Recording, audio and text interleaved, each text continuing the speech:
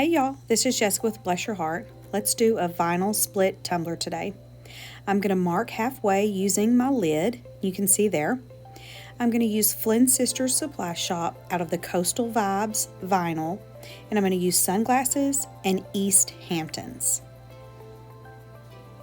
I'm going to go in and measure the easiest way I know how to use the least amount of vinyl I can because I want to save as much as possible.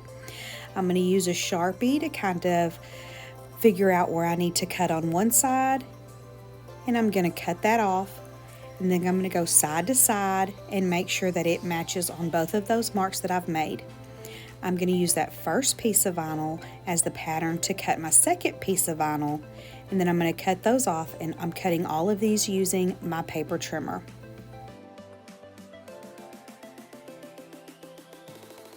Once I get the vinyl to where I think it's going to fit the best way it can, I'm going to go in and use the hinge method. I'm going to cut off a little piece, and like always, I'm going to put that little piece back. Now, to kind of help me with my straight lines, I'm going to use some little just cheapy painter's tape I've gotten off Amazon, and I'm going to trick myself into thinking that I have a straight line. It might work, it might not, but anyways, it makes me feel a little bit better. So I'm going to butt my straight edge right up against that piece of tape, wrap it around, and make sure that it does fit.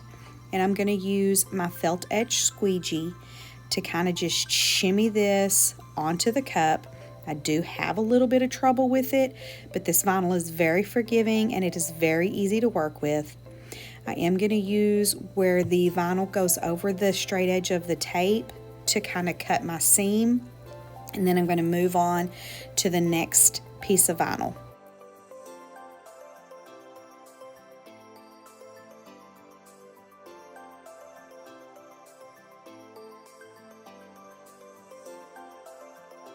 After I pull up what I've cut off, I'm going to use that exact same tape to make my edge a little bit thicker. And I'm just going to butt this other piece up to that and then wrap it around with the felt squeegee, and I'm going to have a thicker seam to see where I need to cut a lot better. Now, another little hack that I have seen being used quite a bit is you put another piece of masking tape right along the other side of that seam. In theory, this is going to help you cut a straight line and cut right where you need that seam to be. But I'm going to want you to notice that even with all these little hacks, I still have a big gap, but that's okay because that's what vinyl striping is for.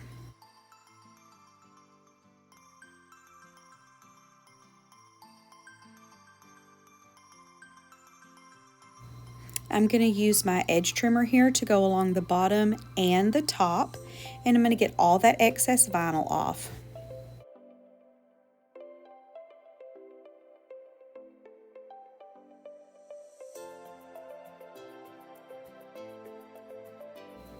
The vinyl striping I'm going to use is this textured silver from Cricut. Now, this cup does not have epoxy on it yet, but the textured vinyl is going to camouflage all those just a little bit better. I'm just going to put this thicker piece on the seams where the vinyl meet on both sides of the cup.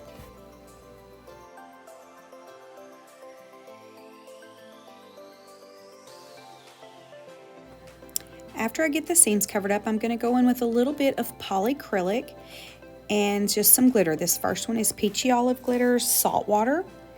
And I'm going to use a little bitty paintbrush, and I'm just going to go in and on those super dark pieces of the blue, I am going to add some salt water. This is just to add a little dimension to my cup. I'm not going full coverage with any of this glitter. I'm just kind of giving almost like a shimmer to the cup, kind of like conversation pieces, if you will, on our tumbler. The next one is Blue Blood, and it's also Peachy Olive Glitter. I'm going to go in those mid blues, not the super dark, but not the super light, and I'm just painting it kind of where I want it. The polyacrylic just is a little bit thinner than Mod Podge, so you have a little bit more control with it where you want it. And like I said, I'm just going sporadically. I'm not going full coverage on all those colors at all. I just want some shimmer to the cup.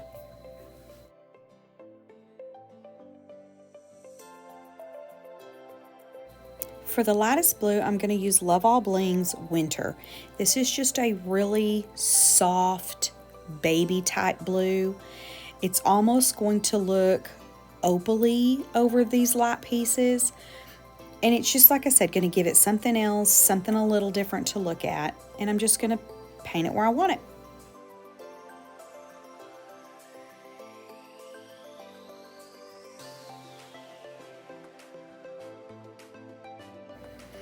Now I'm going to jump to the other side, and for the darkest brown, I'm going to use West Texas Glitter Chocolate Lab.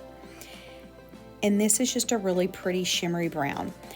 Now for this one, I'm going to go in and I'm going to paint it in the darkest brown pieces. It is lighter than the darkest brown, but the darkness of the vinyl and the richness of the glitter is really just going to set itself off, and it's going to look really good.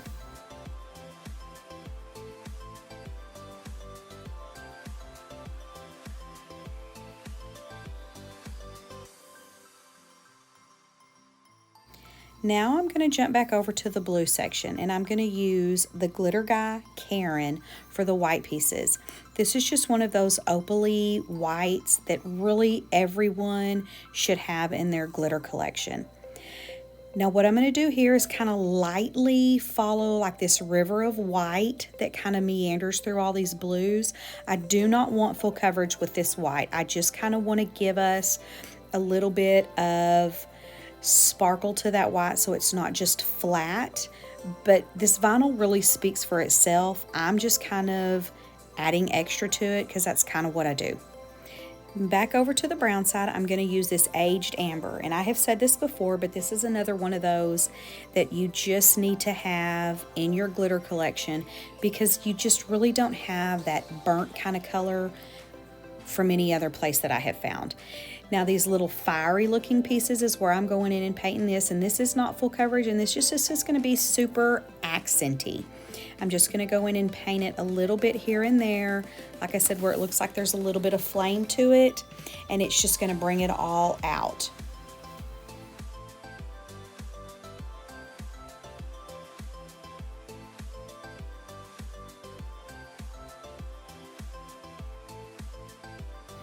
Now I'm going to use the same Karen on the white on the brown side too, and I'm almost dry brushing on this side. I don't want full coverage at all.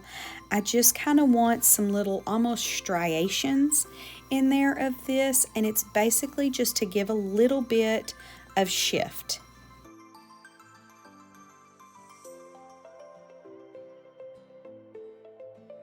And once you get all that done, you just want to put a layer of epoxy on it so it's nice and smooth for our decal.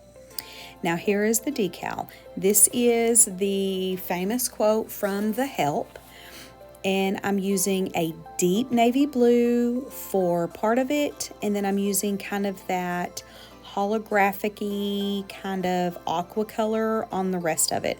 And I am going line by line, and this decal was extremely ornery to deal with. Those really skinny pieces didn't want to come off, they didn't want to stick, but I made it work, and we're going to put it on the tumbler.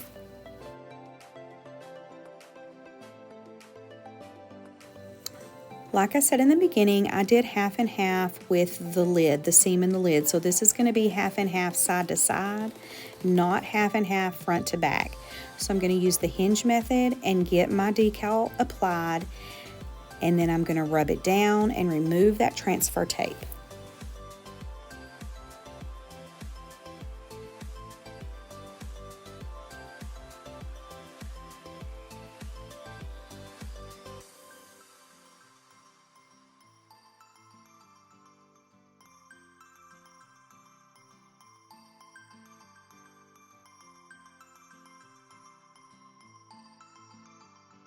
To finish off my bottom, I'm going to use some Mod Podge as my glitter adhesive.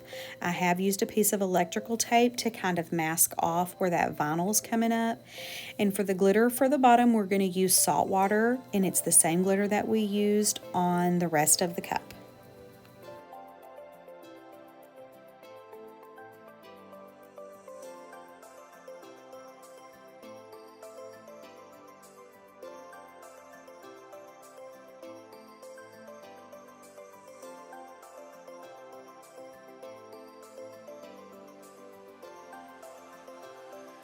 Once you get it glittered, you want to immediately remove your tape so that Mod Podge doesn't stick, and then you want to epoxy until smooth. Now for these tops and bottoms, I'm going to use the thinner of these stripes that I have cut out, and this is just to kind of mesh it all together to make it all look a little bit more cohesive and kind of camouflage or knock out those raw looking edges that the vinyl leaves. And then also at the bottom where the vinyl and the glitter meet, it just kind of makes it look a lot cleaner.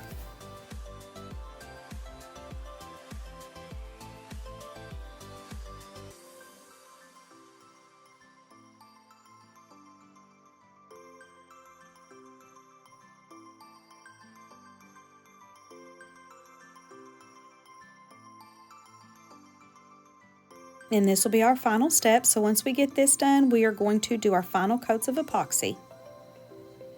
And here we go. Thank y'all so much for hanging out with me today. I hope to see you again soon. Bye.